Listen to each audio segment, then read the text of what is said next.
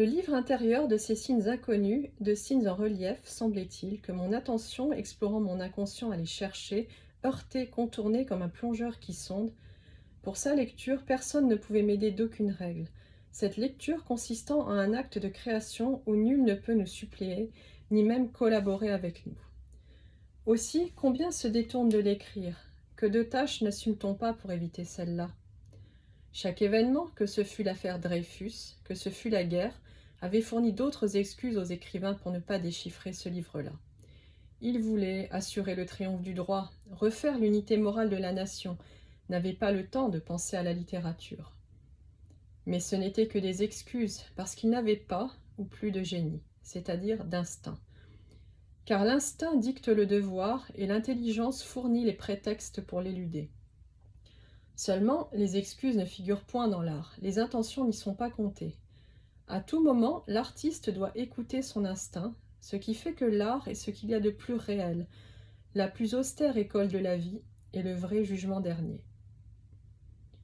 Ce livre, le plus pénible de tous à déchiffrer, est aussi le seul que nous ait dicté la réalité, le seul dont l'impression ait été faite en nous par la réalité même.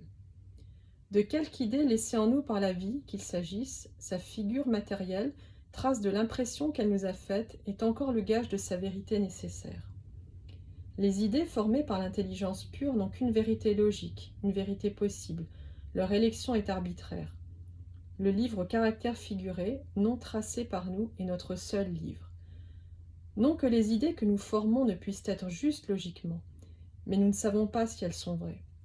Seule l'impression, si chétive qu'en semble la matière, si invraisemblable la trace, est un critérium de vérité, et à cause de cela mérite seule d'être appréhendée par l'esprit, car elle est seule capable, si elle sait en dégager cette vérité, de l'amener à une plus grande perfection et de lui donner une pure joie.